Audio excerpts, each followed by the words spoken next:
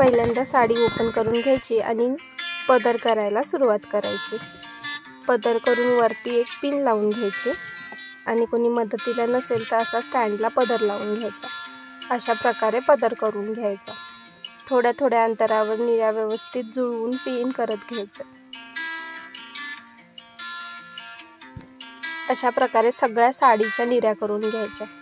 व्हिडिओमध्ये बघत आहात तशी पूर्ण साडी आपण जशी पदर करतो तशी करून घ्यायची आणि थोड्या थोड्या अंतरावर पिन पण लावत घ्यायची।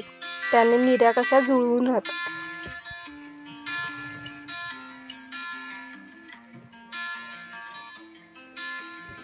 अशा प्रकारे पूर्ण साडीला पिन करून घ्यायची आणि फक्त शेवटचा पदर सोडून द्यायचा। त्यानंतर लेगीचे पाय करून घ्यायचे आणि ते स्टँडला व्यवस्थित फिट्ट बांधून घ्यायचे। त्यानंतर साडीचा शेवटचा भाग घ्यायचा आणि तो लेगीजला गुंडाळून घ्यायचा। साडी व्यवस्थित गुंडाळून घ्यायची आणि पायाचा आकार द्यायचा। जिथे जिथे लागेल तिथे पिना करून घ्यायच्या आणि साडी गोल गुंडाळून घ्यायची।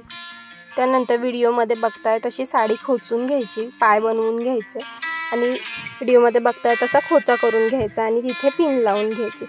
त्यानंतर काठ व्यवस्थित करून पायाच्या तिथे पिना लावून घ्यायच्या।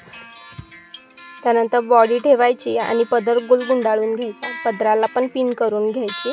जिथे जिथे तुम्हाला आणखी लागेल तिथेही पिन करून घ्यायचा। अशा प्रकारे पदर खुला करायचा आणि त्यानंतर तो सेट करून घ्यायचा। व्यवस्थित सेट करून जिथे तुम्हाला वाटतील की पिना लावल्या पाहिजेत तिथे पिना लावून घ्यायचा। समोरून बघत राहायचं की कुठून साडी बाहेर नाही ना दिसत आहे किंवा कुठून जाड नाही ना दिसत आहे। त्यानंतर बेल्ट असेल तर बेल्ट लावून घ्यायचा आणि साडी व्यवस्थित करून घ्यायची। त्यानंतर मुखवटा ठेवून ज्वेलरी घालून घ्यायची। ज्वेलरी घातल्यानंतर गौरीचं रूप वेगळेच निखळते।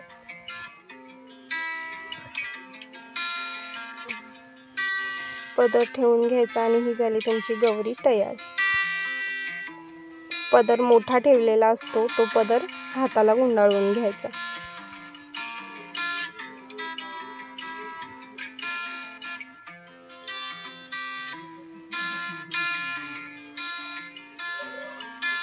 अशा प्रकारे आपली सुंदरशी गौराई तयार होते। तुम्हाला ही व्हिडिओ आवडली तर लाईक करा, शेअर करा, कमेंट करा आणि मला फॉलो करायला विसरू नका। Thank you, bye.